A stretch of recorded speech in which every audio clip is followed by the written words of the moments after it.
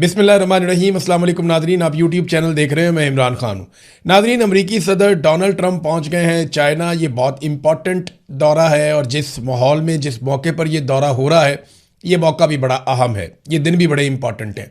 खित्ते में एक जंग लगी हुई है। डोनाल्ड ट्रंप इससे पहले 2017 में चाइना गए थे। अमरीकी सदर बहुत कम ही चाइना जाते हैं, लेकिन डोनाल्ड ट्रंप ने 2017 में एक दौरा किया था।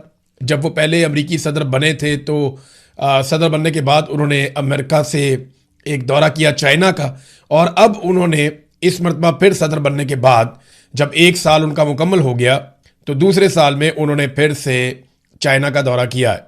अब डोनाल्ड ट्रंप चाइना पहुंचे हैं तो 4-5 चीज़ें बड़ी इंपॉर्टेंट हैं जो वहाँ पे अंडर डिस्कशन आएंगी। नंबर एक तो ये है कि अमेरिका ईरान तनाज़ा जो है ये ज़रूर डिस्कस होगा। अब नए हुर्मुज़ से कैसे वहाँ से अब खोला जाए, यूरेनियम का क्या करना है, कौन सालसी कर सकता है। एक बात अमेरिका में बार बार की जा रही है कि अगर इस दौरे में कोई मामला हल ना हुआ या इस दौरे के ज़रिए से ईरान और अमेरिका के बीच में कोई जंगबंदी मुस्तकिल नहीं हो जाती, तो इस बात का बड़ा इम्कान है कि इस दौरे के कुछ दिनों के बाद अमेरिका एक बड़ा हमला कर सकता है ईरान पर। तो चाइना अमेरिका को पेशकश कर सकता है, क्योंकि ईरानियों से चाइना राब्ते में है और ईरानी वज़ीर ख़ारजा चीन गए भी थे और वहाँ पे बड़ी लंबी चौड़ी डिस्कशन हुई थी डोनाल्ड ट्रंप के दौरे के हवाले से भी। तो चाइना बता सकता है कि वो क्या कुछ ऑफर कर सकता है ईरान की जानिब से अमेरिका को। और चीन एक ऐसा सालिस है जिसकी बात ईरान भी तस्लीम कर लेगा। वजह यह है कि चाइना जब गारंटी देगा तो फिर चाइना को पहरा भी देना पड़ेगा, और चाइना एक बड़ी पावर है जो अमेरिका की आंखों में आंखें डालकर बात कर सकती है। पाकिस्तान सालिस ज़रूर है, लेकिन पाकिस्तान अमेरिका को वापस टका के जवाब नहीं दे सकता, चाइना ये कर सकता है। तो एक तो ये है कि जो अमेरिका का और ईरान का तनाज़ा है, अब इस दौरे की अहमियत बहुत बढ़ गई है। जंग होनी है या नहीं होनी, इस दौरे के बाद हमें पता चलेगा। नंबर 2, ताइवान का मसला है, जहाँ पे अमेरिका की एक पोजीशन है कि ताइवान एक आज़ाद खुद मुख्तार मुल्क है, जबकि चाइना उसे अपना हिस्सा कहता है। साउथ चाइना सी में बड़े तनाज़ात हैं, माजी में भी यहाँ पे काफ़ी ज़्यादा हालात ख़राब रहे हैं। तो अब ये चीन और अमेरिका के बीच में एक मसला ये भी है। लेकिन जो बड़ा मसला है वो तजारती मामलात हैं, सरमायाकारी के मामलात हैं, एनर्जी की ज़रूरियात हैं, रेयर अर्थ मिनरल्स हैं। ये वो चीज़ें हैं जिनमें चीन अमेरिका से आगे जा रहा है। मैं आगे चल के आपको बताता हूँ कि इस वक्त आगे कौन है, अमेरिका है या चाइना है, और दोनों के आदादो शुमार क्या है। मैं आपके सामने वो हैरानकुन चीज़ें रखूंगा कि आपको पता चलेगा कि दुनिया की सुपर पावर फ्यूचर में चाइना अगर बनने जा रहा है तो कैसे बनने जा रहा है। नंबर 4, दिफाई नुक्ता नज़र से अपने अपने मफादात हैं। दोनों ममालिक के अपने अपने इत्तेहादी हैं, अपने अपने मफादात हैं। यानी चाइना के बड़े अच्छे ताल्लुकात हैं शुमाली कोरिया से, रशिया से, और अमेरिका के बहुत बुरे ताल्लुकात हैं रशिया से और शुमाली कोरिया से, और वो जनूबी कोरिया को सपोर्ट करते हैं, यूक्रेन को सपोर्ट करते हैं। तो यहाँ पे ये तनाज़ात अपनी जगह पे, लेकिन सबसे बड़ा मसला दोनों ममालिक के बीच में जो होगा वो ट्रेड का होगा, आलमी तजारत का होगा, कारोबार का होगा। इन चीज़ों को ज़्यादा डिस्कस किया जाएगा। और ट्रंप के साथ जो टीम गई है उनमें ज़्यादातर तजारती लोग हैं, बड़े तगड़े लोग हैं। जिस वक्त डोनाल्ड ट्रंप चाइना का दौरा कर रहे हैं उस वक्त अमेरिकन मीडिया ने चाइना के हवाले से बहुत सारी ऐसी खबरें छापना शुरू कर दी हैं जो एंटी चाइना है। अमेरिकन एस्टेब्लिशमेंट को भी इस बात का पता है कि जब तक हमारा मीडिया और हमारी अवाम चीन के खिलाफ सोचते रहेंगे और बोलते रहेंगे, तब तक हमारे दिफाई अखराजात बढ़ते रहेंगे।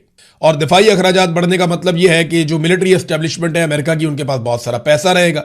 तो हर जगह पे दुनिया में जहाँ पे भी फौज होती है वो अपनी रेलिवेंसी को कायम रखने के लिए बदमनी या खौफ का एक निज़ाम जो है वो उसे कायम रखने की कोशिश करती है, ताकि लोग अपना पैसा बजट के ज़रिए से दिफाई अखराजात पे खर्च करते रहें।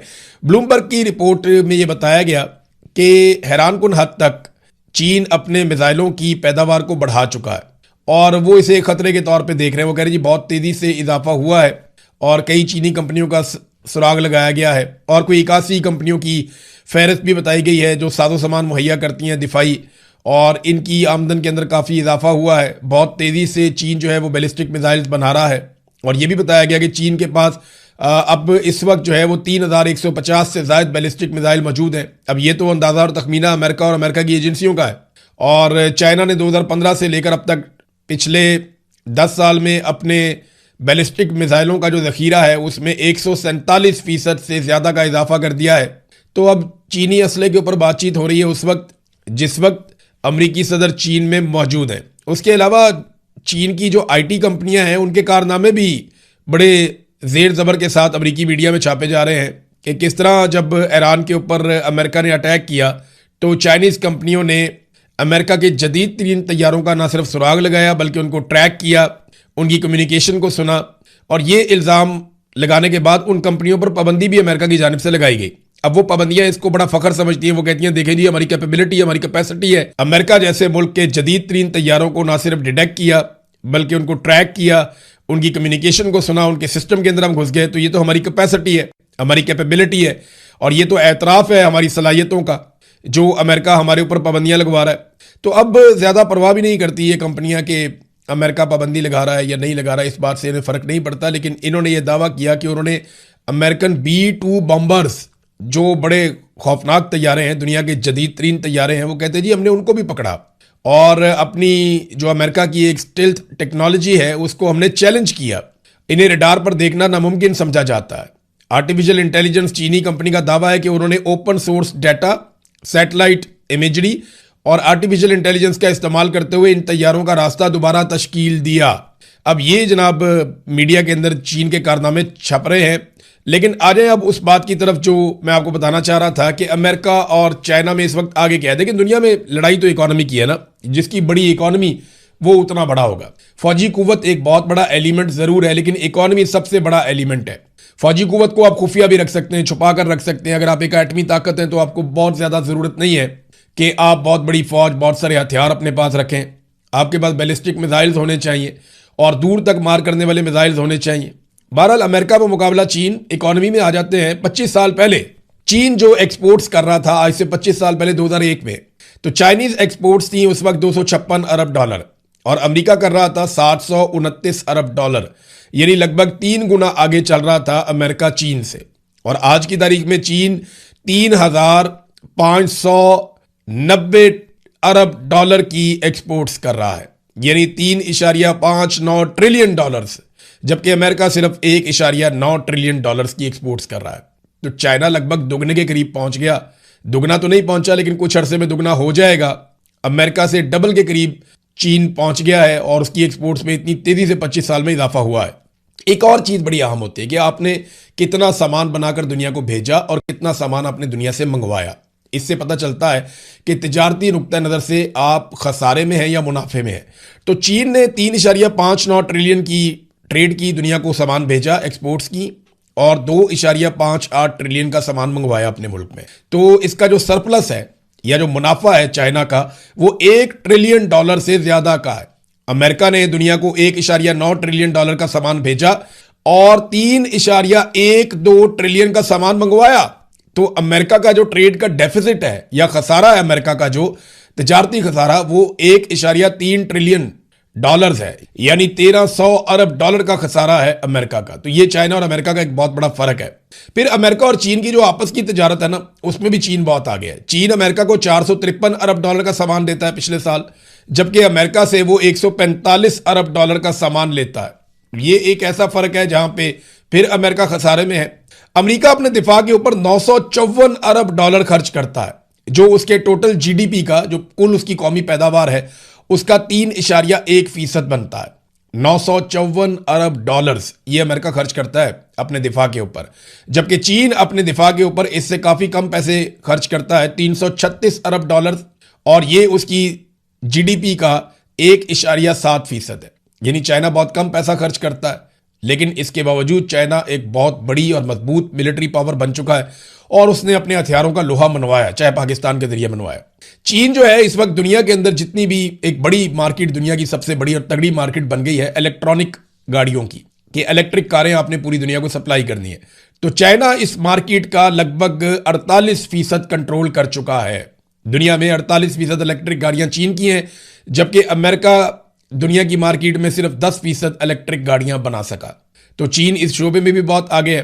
फिर जो रेयर अर्थ मिनरल्स हैं, फ्यूचर में पूरी दुनिया ने जिनसे कंट्रोल होना है, ये 17 मुख्तलिफ एलिमेंट्स हैं। इनके ऊपर एक वीलॉग करेंगे, आपको बताएंगे ये क्या होता है और किस काम आते हैं और किस तरह निकाले जाते हैं, दुनिया को इसका नुकसान क्या हो रहा है और कौन से मुल्क इसको इकट्ठा कर रहे हैं। लेकिन मैं आपको ये बता देता हूं कि दुनिया के आधे से ज्यादा रेयर अर्थ मिनरल्स वो चाइना के कंट्रोल में है, और यानी 44 मिलियन टन चीन के पास रेयर अर्थ मिनरल उसके कंट्रोल में है। ब्राजील के पास 21 है, वो दूसरे नंबर पे है। तीसरे पे इंडिया है, उसके पास 7 मिलियन टन है, और ऑस्ट्रेलिया अगले नंबर पे है, उसके बाद 6 मिलियन टन है। उसके बाद रूस है 4 मिलियन टन है, फिर वियतनाम है 4 मिलियन टन है, और अमेरिका उसके बाद आता है 2 मिलियन टन उसके पास रेयर अर्थ मिनरल्स हैं। अब ये क्यों डोनाल्ड ट्रंप और अमेरिकी हुकूमतें या American establishment rare earth minerals के पीछे भाग रही हैं? क्यों ये यूक्रेन को, पाकिस्तान को, वेनेजुएला को, इवन ग्रीनलैंड के अंदर भी उतने ही रेयर अर्थ मिनरल्स मौजूद हैं जितने अमेरिका में। तो ये क्यों सबने इतना रोला डाला हुआ है? क्योंकि अमेरिका ये जानता है कि ये रेयर अर्थ मिनरल्स उनको चाहिए और उसके लिए वो जोर लगा रहे हैं। बहुत आगे है इस शोबे में चाइना अमेरिका से। नाज़रीन, डोनाल्ड ट्रंप ने एक बड़ा अजीबोगरीब काम किया। वो सोशल मीडिया पे पोस्ट करते रहते हैं। वो चीन जाने से पहले उन्होंने एक पोस्ट लगा दी सोशल मीडिया पे, उसमें उन्होंने एक नक्शा दिखाया और वो नक्शा है वेनेजुएला का नक्शा दिखाते हुए उसके ऊपर लिखा हुआ है कि 51st स्टेट, यानी अमेरिका की 50 रियासतें हैं। वो ये कहते हैं वेनेजुएला को हम अपनी 51वीं रियासत बनाएंगे, यानी वेनेजुएला को अमेरिका का हिस्सा डिक्लेयर कर दिया एक तरीके से अमेरिकी सदर ने। अब ये ऐसा होता तो नहीं है, लेकिन डोनाल्ड ट्रंप इस वक्त जिस किस्म की जहनी हालत का शिकार हैं, वो इस किस्म का कोई काम कर भी सकते हैं, अनाउंस भी कर सकते हैं। इस वक्त उन्हें समझ नहीं आ रही कि वो पब्लिक को राजी कैसे करें। शायद इस दौरे से डोनाल्ड ट्रंप को कुछ थोड़ा बहुत मिल जाए, लेकिन ऐसा फिलहाल दिखाई नहीं देता। अमेरिका के अंदर एक और एतराफ हुआ है और ये अमेरिकी सेनेट में हुआ, कहीं और नहीं हुआ। ईरान अमेरिका जंग में 39 अमेरिकी तैयारे तबाह हुए हैं। ये अमेरिकी रुकन कांग्रेस ने इस बात को तस्लीम किया। ये एडवर्ड केस ने सेनेट कमेटी में खसूसी समाअत के दौरान पेंटागन के CFO ब्रस्ट पर सवालात की भरमार कर दी। तहम ईरान जंग में अमेरिका को नुकसान का पूछा तो ब्रस्ट कई सवालों का जवाब गोल मोल करते रहे। तो कांग्रेसमैन एडवर्ड केस ने लड़ाका तैयारों की तबाही से मुताल्लिक जब सवालात उठाए और हवाला दिया और ये कहा कि अमेरिकी वेबसाइट द वार जोन की रिपोर्ट के मुताबिक 39 रोज तक जारी अमेरिका ईरान जंग के दौरान अमेरिकी फजाइया के 13,000 परवाजें की अमेरिकी फजाइया ने। ताहम इस दौरान अमेरिका के 39 तैयारे तबाह हुए और मजीद 10 तैयारों को मुख्तलिफ नौइयत का नुकसान हुआ। ये तो फिर बन जाते हैं 50 के करीब। अब वेबसाइट ने दावा किया था कि तबाह होने वाले तैयारों की असल तादाद इससे कहीं ज्यादा हो सकती है। अब ये सारा कुछ जो है वो अमेरिकी कांग्रेस के अंदर हो रहा है और कांग्रेसमैन जो है वो इसके ऊपर बात कर रहे हैं और लगातार बात कर रहे हैं, सवालात की बौछार कर रहे हैं और ये भी दावा किया जा रहा है कि 39 अमेरिकी तैयारे इस लड़ाई के अंदर वो तबाह हो गए। नाज़रीन, अब पाकिस्तान के अंदर जो खबरें हैं उनकी तरफ आप आ जाएं। गिलगित बल्तिस्तान में पाकिस्तान तहरीक इंसाफ ने जिस पॉलिटिकल पार्टी के साथ इंतखाबी इत्तेहाद किया उससे इंतखाबी निशान वापस ले लिया गया। इसका सादा मतलब पता क्या है? इसका सादा मतलब ये है कि ये निज़ाम सारा कुछ करने के बावजूद, पूरा जोर लगाने के बावजूद, इमरान खान साहब को, उनकी फैमिली को, उनकी पार्टी को दीवार से लगाने के बावजूद, मखसूस नशिस्तें छीनने के बावजूद, इमरान खान साहब की एक आंख की बिनाई ज़ाया करने के बावजूद, उसे कैद तन्हाई में डालने के बावजूद, आलमी सतह पे शटल कॉक बनने के बावजूद, कभी इधर भाग रहे हैं, कभी उधर भाग रहे हैं, कभी उधर भाग रहे हैं, ट्रंप से तारीफें करवाने के बावजूद आज भी जेल में कैदी नंबर 804 का मुकाबला ये निज़ाम नहीं कर सकता। इन्होंने सारा कुछ करके देख लिया। मैंने कहा था कि ये उल्टे भी लटक जाए ना तो अल्लाह रब्बुल इज़्ज़त ने इमरान खान को जो इज़्ज़त दी है वो ये नहीं छीन सकते, क्योंकि इज़्ज़त अल्लाह रब्बुल इज़्ज़त देता है, वही उसका मालिक है और वो आप किसी से उसकी इज़्ज़त छीन नहीं सकते। तो इमरान खान साहब की मकबूलियत इनके काबू नहीं आ रही और इसका एक बहुत बड़ा सबूत ये है कि आज सब कुछ करने के बावजूद जब ये गिलगित बल्तिस्तान में इमरान खान के खिलाफ इलेक्शन लड़ने जाते हैं तो वहाँ 2 साल के बाद एक मरतबा फिर इन्हें वही भोंडी हरकत करनी पड़ती है कि पाकिस्तान तहरीक इंसाफ से जुड़ी जमात का इंतखाबी निशान छीन लिया जाए। ये है इस निज़ाम की टोटल औकात। आप बिला वजह घबराए रहते हैं। मैं पाकिस्तानियों से मुखातिब हूँ कि पाकिस्तानियों इनकी यही औकात है, ये इसी काबिल है। आप बिला वजह इनसे डरते हैं, इनसे घबराते हैं, इनकी इतनी औकात है। ये आज भी इमरान खान का मुकाबला करने के लिए फाउल खेल रहे हैं। ये मैदान में कभी आपका मुकाबला नहीं कर सकेंगे और जिस दिन आप मैदान में निकलेंगे आप देखेंगे इनको सरेंडर करते हुए, अपने सामने घुटने टेक कर झुकते हुए आप देखेंगे, फिर आप इनसे इनका काम करवा लीजिएगा। तो ये निज़ाम जो है उसने अपनी शिकस्त तस्लीम की है इमरान खान के सामने एक मरतबा फिर इंतखाबी निशान वाला गंद मार के। नाज़रीन, पाकिस्तान में हुकूमत ने 28वीं आईनी तरमीम के लिए कोशिशें तेज कर दी हैं। 2 चीज़ें जिसके ऊपर इस वक्त काम हो रहा है, एक तो 28वीं आईनी तरमीम करवानी है और हर हाल में करवानी है, और कोशिश ये है कि इस 28वीं आईनी तरमीम को बजट से पहले पास करवा लिया जाए, और दूसरा बजट भी पास करवाना है। बजट पास करवाना हुकूमत के लिए कोई मसला तो अब है नहीं, क्योंकि मिलिट्री एस्टेब्लिशमेंट ने 17 सीटों से बढ़ाते मखसूस नशस्तें लेकर दी। बहुत सारे MNAs को डिस्क्वालीफाई करके उनकी जगह पे PMLN के बंदे लाए गए। तो करते कराते उनको सादा अक्सरियत दिलवा दी है। वो बजट तो अपना पास कर ही लेंगे। अब पीपल्स पार्टी और PMLN ने बजट में क्या बातचीत करनी है या क्या बहस करनी है? वो तो आईएमएफ ने बना बनाया बजट देना है। और ये बात अब मैं नहीं कर रहा, ये बात हुकूमती वज़रा खुद करते हैं कि हम बजट आईएमएफ से मुशावरत से बना रहे हैं, आईएमएफ की शराइत के मुताबिक अपना बजट बना रहे हैं। आईएमएफ हमें बताएगा कि हमने बजट क्या बनाना है और क्या नहीं बनाना। ये हुकूमती वज़रा खुद तस्लीम कर रहे हैं। इमरान खान के दौर में जो लोग इल्ज़ाम लगाते थे कि इमरान खान के ऊपर दबाव है आईएमएफ की शराइत मानने का, वो लोग आज आईएमएफ की शराइत के मुताबिक बजट बनाने पर फख्र महसूस करते हैं। कितना फ़र्क आ गया पाकिस्तान में। इमरान खान के दौर में ज़रा आईएमएफ के साथ बातचीत भी होती थी ना, तो पाकिस्तान के मीडिया पे एंकर्स नाच नाच के घुंघरू तोड़ देते थे कि ये क्या हो गया। हम सब बहुत तनकीद करते थे। लेकिन आज आईएमएफ कर्जे की एक किस्त देता है तो हम सारे खुशी के साथ ये अनाउंस करते हैं कि पाकिस्तान को बहुत बड़ी मुआशी कामयाबी मिल गई। तो बहुत फ़र्क है। फ़र्क सिर्फ ये है कि उस वक्त मिलिट्री एस्टेब्लिशमेंट हुकूमत के खिलाफ थी और आज की मिलिट्री एस्टेब्लिशमेंट इस हुकूमत के साथ खड़ी हुई है। मईशत का जो गेम चेंजर था SIFC, ये अंसार अब्बासी साहब ने भी खबर दी है, उसका 16 महीने में अभी तक एक भी इजलास नहीं हुआ। यानी एक तरफ आसिम मुनीर ने कहा था गेम चेंजर है, ये कर देंगे वो कर देंगे, खुद इसके अंदर आकर बैठ गए, जर्नैल इसके अंदर बैठा दिए। मैंने पहले कहा था कि जर्नैल लड़ाई के लिए भर्ती होते हैं, इनके हाथ में बंदूक है, इनका दिमाग कम काम करेगा। जिसके हाथ में भी आप बंदूक दे देंगे ना, जिसके हाथ में हथियार होगा, उसका दिमाग थोड़ा सा कम काम करेगा। वो इसलिए कि उसे लगेगा ज़्यादातर काम तो मैं बंदूक से निकाल लेता हूँ, तो मुझे क्या ज़रूरत है अपने दिमाग का इस्तेमाल करने का। तो फौज का ये काम नहीं होता, उनका काम लड़ाई है। और लड़ाई में भी देखें फैसले हुकूमत ने करने होते हैं, क्योंकि फौज की इतनी इंटेलिजेंस नहीं होती कि वो इन मामलात को समझे। लिहाजा हुकूमत को हमेशा फौज से अलग रखा जाता है और कोशिश की जाती है कि इनके दरमियान सिर्फ ऑर्डर का एक राब्ता हो कि हुकूमत इनको ऑर्डर दे और ये अपना काम करे। अब देखें दुनिया में वहीं पर ममालिक कामयाब है।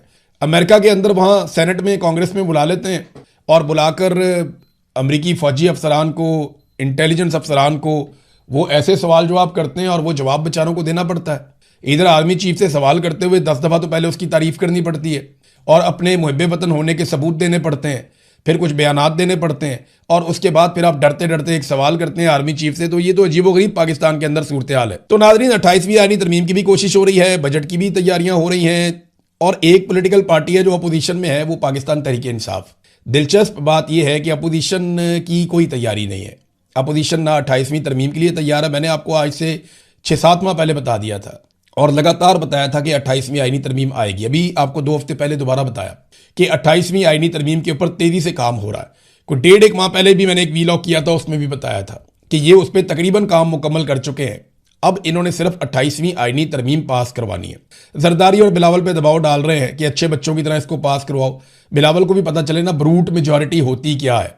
बड़े चौड़े होकर आकर उन्होंने कहा था ब्रूट मेजॉरिटी से हम ये आईनी तरमीम करवा लेंगे। यानी सारी ज़िंदगी नाना ने और माँ ने जो है वो जमहूरियत के नाम के ऊपर गुजार दी। इन्होंने जनाब गड़ी खुदा बख्श की कब्रों के ऊपर जमहूरियत के अलम बुलंद किए और उसके बाद डिक्टेटर की गोदी में बैठ गए जाके बाप बेटा दोनों। तो इन्होंने भी कोई कसर नहीं छोड़ी, इन्होंने कोई कसर नहीं छोड़ी जमहूरियत का गला दबाने में। नाज़रीन, अब यहाँ पे पीटीआई की तैयारी होनी चाहिए थी बतौर अपोजिशन। बजट के मामले पे, 28वीं तरमीम के मामले पे वो असेंबली में आपस में लड़ रहे हैं। वहाँ उन्होंने पोल खोल दिया कि इकबाल अफरीदी का बेटा जो है उसने इटली में असाइलम अप्लाई किया हुआ है। वो बेशुमार पाकिस्तानियों ने असाइलम अप्लाई किया हुआ है। इधर कितने ही पाकिस्तानियों ने मुझे कहा कि जनाब आप बताएं कि पाकिस्तान में हालात क्या है, एक लेटर हमें लिख दें, हमें असाइलम मिल जाएगा इस मुल्क से, हम पाकिस्तान वापस नहीं जा सकते, एजेंसियाँ में पकड़ के मार देंगी, वो हमारे साथ बहुत जुल्म और ज़्यादती करते हैं। बहुत सारे लोगों ने असाइलम लिया हुआ है पाकिस्तान से बाहर आकर। सोचने वाली बात यह है कि पाकिस्तान की मिलिट्री एस्टेब्लिशमेंट ये पाकिस्तान की कौन सी नेकनामी करवा रही है। जो भी मुल्क असाइलम देता है वो ऐसे ही नहीं दे देता, वो पूरी तहकीकात करके देता है। और पूरी दुनिया में ये परसेप्शन बना हुआ है कि पाकिस्तानी शहरी पाकिस्तान के अंदर बहुत ज़्यादा जुल्म और फस्तायत का शिकार है और उनको बाहर आकर असाइलम लेना पड़ता है। अब इकबाल अफरीदी साहब बदमज़ा थे, वहाँ पे वो एक अजीबोगरीब लड़ाई हो गई। तो पीटीआई वाले आपस में लड़ रहे हैं और हुकूमत जो है वो चुप करके 28वीं आईनी तरमीम और अपने बजट की तैयारी कर रही है। इस वक्त ना नाज़रीन, निज़ाम के साथ एक ही आदमी लड़ रहा है जिसका नाम इमरान खान है और उसके करीबी साथी हैं। बहुत सारे ऐसे लोग हैं जो बेचारे कुर्बानियाँ दे रहे हैं, या आम पाकिस्तानी हैं वो लड़ रहे हैं, या सोशल मीडिया के ऊपर लोग हैं, या ओवरसीज़ पाकिस्तानी हैं वो कुर्बानी दे रहे हैं। पाकिस्तान तहरीक इंसाफ के नाम पे जिन लोगों ने वोट दिया उनमें से अक्सर लोग जो है वो कन्फ्यूजन का शिकार हैं, घबराहट का शिकार हैं, परेशानी का शिकार हैं और उन्हें समझ नहीं आ रही है क्योंकि लीडर जेल के अंदर है, अंदर से कोई कमांड नहीं आ रही और ये एक बहुत बड़ा रीज़न है। नाज़रीन, ये जो औरत पकड़ी गई है ना, इसके ऊपर बड़ा रोला पड़ गया पाकिस्तान में। मीडिया इसी को दिखाई जा रहा है। ऐसा लगता है कि एस्टेब्लिशमेंट ने कहा है कि इसको जितना उठा सकते हो उठाओ ताकि दीगर मामला दब जाए। अब मीडिया को एक टॉपिक मिल गया उठाने के लिए, अनमोल पिंकी का। वैसे मैंने पाकिस्तान में ना 2 ऐसी मुलजिमा देखी हैं जिनको प्रोटोकॉल पुलिस की जानिब से दिया गया इस नौइयत का। वैसे तो हर तरफ मुजरिमों को प्रोटोकॉल ही मिलता है अगर आप एस्टेब्लिशमेंट के मफाद के खिलाफ नहीं है तो। एक मैंने मरियम नवाज को ऐसा प्रोटोकॉल देखा था और एक मैंने अनमोल पिंकी का ऐसा प्रोटोकॉल देखा। दोनों को ज़बरदस्त प्रोटोकॉल पुलिस ने दिया। याद है मरियम नवाज जब आती थी पेशियों पे तो उसका कलम नीचे गिर गया तो उठा के दिया गया, पुलिस वाले उसको सलूटे मारते थे, उसको प्रोटोकॉल देते थे, उसका ख्याल रखते थे मरियम नवाज का। और वो भी इसी तरह दंदनाती हुई चौड़े होके फुल हैं कि जनाब हम तो ये कर देंगे वो कर देंगे, धमकियां भी लगाते थे। नैब को इन्होंने धमकी लगाई तफ्तीश में कि हमारी बारी आ जाएगी फिर हम तुम्हें बताएंगे। वो बेचारे नैब वाले सारे अब डरे डरे रहते हैं, कई बेचारे निशाने इबरत बन भी गए हैं। रिजवान साहब आपको याद होगा उनका तो इंतकाल हो गया जो शहबाज शरीफ फैमिली की सारी इंक्वायरी कर रहे थे। तो मैंने एक मरियम नवाज और एक ये अनमोल पिंकी, इन दोनों को देखा कि इन्होंने पुलिस का प्रोटोकॉल बतौर मुलजिमा हासिल किया है। और भी बहुत सारे होंगे। अब तक के लिए इतनी, अपना ख्याल रखिएगा, अपने चैनल का भी। अल्लाह हाफिज़। बिस्मिल्लाहिर्रहमानिर्रहीम। अस्सलाम वालेकुम नादरीन, आप यूट्यूब चैनल देख रहे हैं, मैं इमरान खान हूँ। नादरीन, अमरीकी सदर डोनाल्ड ट्रंप पहुँच गए हैं चाइना। ये बहुत इंपॉर्टेंट दौरा है और जिस माहौल में, जिस मौके पर यह दौरा हो रहा है, ये मौका भी बड़ा अहम है, ये दिन भी बड़े इंपॉर्टेंट हैं। खित्ते में एक जंग लगी हुई है। डोनाल्ड ट्रंप इससे पहले 2017 में चाइना गए थे। अमरीकी सदर बहुत कम ही चाइना जाते हैं, लेकिन डोनाल्ड ट्रंप ने 2017 में एक दौरा किया था। जब वो पहले अमरीकी सदर बने थे तो सदर बनने के बाद उन्होंने अमेरिका से एक दौरा किया चाइना का, और अब उन्होंने इस मरतबा फिर सदर बनने के बाद जब 1 साल उनका मुकम्मल हो गया तो दूसरे साल में उन्होंने फिर से चाइना का दौरा किया है। अब डोनाल्ड ट्रंप चाइना पहुंचे हैं तो 4-5 चीज़ें बड़ी इंपॉर्टेंट हैं जो वहाँ पे अंडर डिस्कशन आएंगी। नंबर 1 तो ये है कि अमेरिका ईरान तनाज़ा जो है ये ज़रूर डिस्कस होगा। अब नए